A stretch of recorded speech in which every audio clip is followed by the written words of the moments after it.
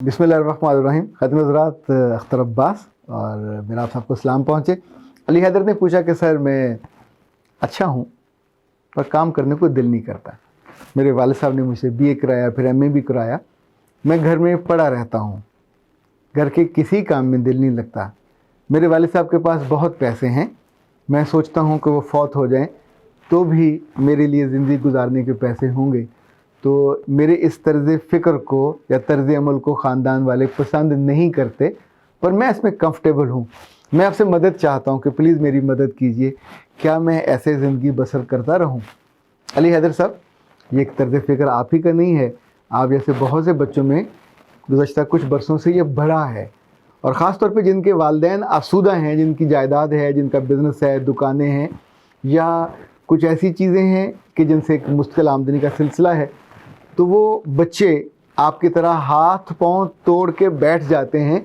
Even माँ बाप ये सोचते हैं कि इनका इलाज ये है कि इनकी शादी कर देते हैं, शादी के बाद बीवी आ जाएगी तो फिर शायद थोड़ी ज़िम्मेदारी आ जाए।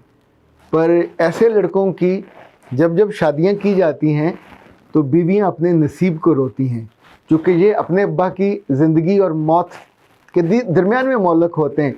ज़िंदा है तो भी पैसे आते रहेंगे, मर गए तो भी पैसे आते रहेंगे। तो they are not willing to work, ये कदम उठाने पे भी राज़ी नहीं होते। ये वो यूनुस भट्ट साहब ने एक ज़माने में लिखा था कि मैं तब तक सोता हूँ जब तक सूरज मेरे सर पे नहीं आ जाता, और वहाँ से उठ के मैं दूसरी जगह जाके सो जाता हूँ। इनफैक्ट ये जो सुस्ती और काहली है, इसका ताल्लुक़ आपके माइंड सेट से होता है। बाज़ वालिदैन आपको बर्दाश्त करते रहते हैं। तारीख़ में मुख्तलिफ़ औक़ात में मुख्तलिफ़ ये वाक़यात हुए। मसलन ईरान में एक शहर है तिब्रिस्तान, वहाँ पे एक साहब थे, उनकी बहुत जायदाद थी। उनका एक बेटा था, मोहम्मद बिन तिबरी के नाम से उसको आमतौर पे याद किया जाता है। पूरा नाम था अबू जाफ़र बिन तरीर बिन जरीर बिन यजीद अत-तिबरी। और इन साहब के बारे में कहा जाता है कि उनको सारी उम्र उनके वालिद ने खिलाया पिलाया और उन्हें कोई काम नहीं करने दिया। पर उसका नतीजा ये हुआ कि वो बच्चा मिस्र गया, शाम गया, कूफा गया, बगदाद गया, और इतना वो इल्म हासिल करता था कि तारीख़दान उसके बारे में लिखते हैं कि रोज़ाना वो मिनिमम 40 सफ़ात लिखता था। लोग पूछते थे ये सोते कब हैं, जागते कब हैं, खाते कब हैं। उन्होंने अपनी ज़िंदगी में ये कोई 224 में पैदा हुए और 310 में फ़ौत हुए। इसमें 2 बड़ी किताबें हैं जो उनके क्रेडिट पे हैं। ये मैं मुफ्त खाने वालों की बात कर रहा हूँ। एक किताब उन्होंने तफसीरुल बयान के नाम से लिखी, ये 30 जिल्दों पे तफसीर कुरान है, इतनी शानदार कि फ़ारसी वाले अरबी वाले दोनों इसकी तारीफ़ करते हैं। दूसरी उन्होंने तारीख़ुल उमम अल मुलूक लिखी। ये जो समानी बादशाह था उसने इनकी वफ़ात के 40 साल के बाद उस किताब को शाया किया। वो किताब भी तारीख़ पे एक रेफरेंस है, एक हवाला है। ये वो मिसाल मुझे वैसे इत्तेफाक से याद आ गई कि अगर आपको वालिद खिला रहे हैं और आप इतना बड़ा प्रोडक्टिव काम कर रहे हैं तो आपको ये चीज़ बिल्कुल आपके लिए जायज़ है। हमारे यहाँ तो ये भी रहा है कि जो लड़के इल्मी काम में लग जाते थे, कोई अदबी काम में लग जाते थे, या हमारे अहद में जो लोग खेलने में लग जाते हैं तो उनको गवर्नमेंट सपोर्ट करती है, ख़ानदान सपोर्ट करता है, कोई अदारे सपोर्ट करते हैं। पर आप फारग बैठे हुए भंग पी के या अफीम खा के या सुस्ती का वो चादर ऊपर ओढ़ के लेटे सोए हुए नहीं हैं। You are doing something tangible, you are doing something remarkable, you are doing something जो ज़िंदगी में भी अहम है, आपके फौत होने के बाद भी अहम है। Abu Jafar Yazid Tabari Baghdad में ज़्यादा देर रहे, वहीं वो फौत हुए और उनको उनके घर के ही एक गोशे में दफन किया गया। अब इनकी जो इल्मी कावश थी वो शहज़ादे ने इनकी वफ़ात के इतने सालों के बाद, शहज़ादा मंसूर बिन नू उसका नाम था, उसने उसको फ़ारसी में तर्जुमा करवाया और फिर उसको शाया किया। तो अगर तो बेटा जी आप अली हैदर साहब कुछ ऐसा काम करो कि आपके वालिद को भी फ़ख्र हो, आपकी वालदा को भी फ़ख्र हो, आपके घर वालों को भी फ़ख्र हो कि हमारा बच्चा कुछ ऐसा काम कर रहा है कि हम उसे सपोर्ट कर रहे हैं, पीछे से हम उसको उसकी दीवार बने हुए हैं, दीवारें जहाँ बने हुए हैं।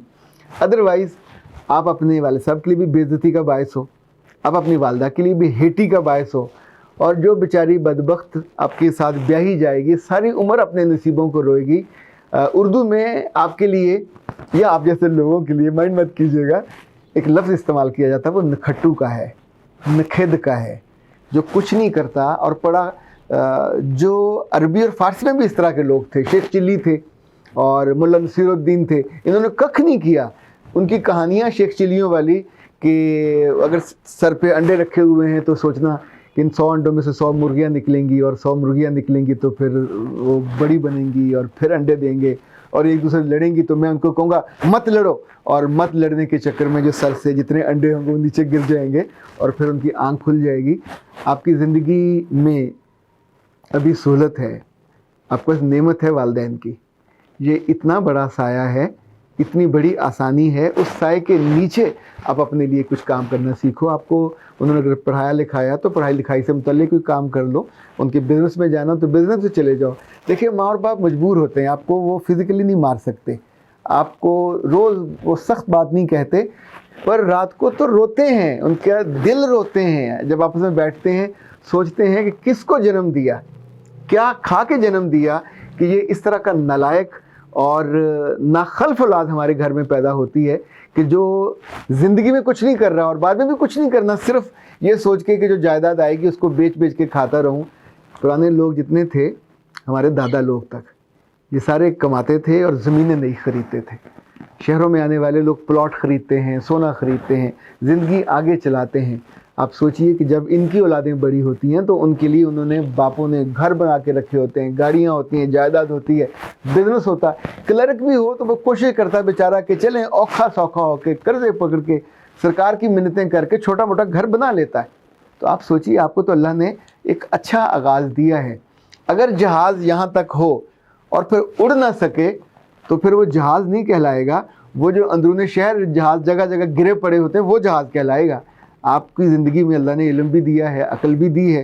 دیکھیں جو سوال آپ نے پوچھا ہے، اس سوال کے ایک ایک فکرے پہ غور کیجئے. آپ کا دل آپ کو گواہی دے گا کہ اس فکرے کا جواب آپ کے اندر موجود ہے. اینی ارشد نے کہا کہ سر ایک سوال کا میرا بھی جواب دیجئے. میرے اب ماشاءاللہ 2 بچے ہیں، آپ مجھ سے سنبھالے نہیں جاتے، مجھے بتائیے کہ میں پیرنٹنگ کیسے کروں. تو یعنی آپ ہمارا جو کورس ہے افیکٹو پیرنٹنگ والا وہ کر لیجئے، میرا خیال آپ کو ہیلپ آؤٹ ہو جائے گا. افیکٹو پیرنٹنگ بیسیکلی کوئی گولی نہیں ہے، کوئی ٹیبلٹ نہیں ہے.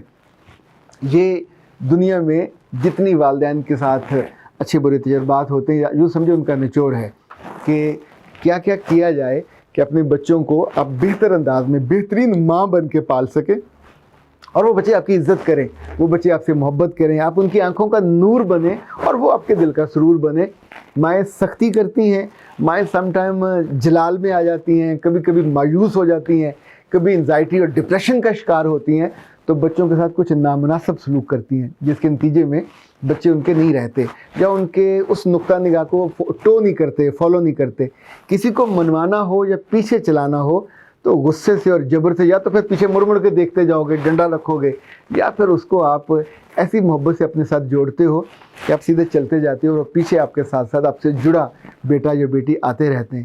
ان دونوں بچوں کے بہت سارے مسائل ہیں کیونکہ ان کا ایکسپوجر زیادہ ہے، اسکولوں میں کالجوں میں وہ نت نئی چیزیں دیکھتے ہیں، نت نئے لوگوں سے ملتے ہیں، تو اس کے نتیجے میں ان کی سوچوں میں، ان کے اعمال میں بہت سارا فرق آتا ہے جو والدین کے لیے قابل قبول نہیں ہوتا. پر ان سے لڑ کے، ڈنڈے مار کے، رو کے، ناراض ہو کے، غصہ ہو کے آپ ان کو نہیں سنبھال سکتے. اسی لیے جو افیکٹو پیرنٹنگ کا یہ کورس ہم نے ماشاءاللہ بہت سارے اداروں میں بھی کرائے اور پیرنٹس کو کروائے، یعنی 2-2 3-3 ماہ میں اس کا پورا سلیبس تھا اور پیرنٹس اس کو سیکھتے تھے. سیکھنے کے بعد بہت دعائیں دیتے تھے، بہت محبت کا اظہار کرتے تھے، اس لیے کہ بہت ساری چیزیں ہمارے کہیں دل میں ہوتی ہیں، آس پاس ہوتی ہیں، پر ہم اس کو پریکٹس نہیں کر رہے ہوتے. تو افیکٹو پیرنٹنگ آپ کے لیے آئی گیس بہت سارا چیزیں کرنی آپ ہی نے ہیں، پر میں نے اس کو نیرو ڈاؤن کر کے، جمع کر کے اپنی زندگی کے تجربات میں سے، اپنے مشاہدات میں سے، جو میرے پاس خواتین حضرات آتے ہیں اپنے بچوں کے دکھوں کو لے کے، تو ان پہ جو جو طریقے ہم آزماتے ہیں ان میں جو سکسیس ریٹ ہے اس کو میں نے پھر آپ کے ساتھ شیئر کیا ہے. آپ نے سمپل اپنا نام، ای میل اور واٹس ایپ نمبر ہم کو بھجوانا ہے اس کورس کے نام کے ساتھ، اور دوسری میسج میں آپ نے وہ جو اس کی فیس جمع کرانی ہے 0300-946-8746، یہ ہمارا ایزی پیسہ جائز کیش کا اکاؤنٹ نمبر ہے، اس میں آپ نے جمع کرانی ہے، اور 0332-746-8746 اس میں آپ نے ہم کو یہ اطلاع واٹس ایپ کرنی ہے. اچھا ہاں یاد رکھیے گا 0332-746-8746 نیا زاویہ کا نمبر ہے اور 0332-946-8746 یہ میچ مبارک کا جن لوگوں کی زندگیوں میں نئی زندگی، رشتوں والی زندگی آتی ہے، وہ جو ہمارا ڈپارٹمنٹ ہے وہ اس کا نمبر ہے. تو ایک ہی نمبر کا فرق ہے. جب آپ نے مجھ سے سوال کرنا ہو، کاؤنسلنگ کے لیے رابطہ کرنا ہو تو 7 پہ، اور جب آپ نے رشتے کے لیے، نئی زندگی کے لیے رابطہ کرنا ہو تو پھر 9 پہ. اختر عباس کو اجازت دیجیے. السلام علیکم.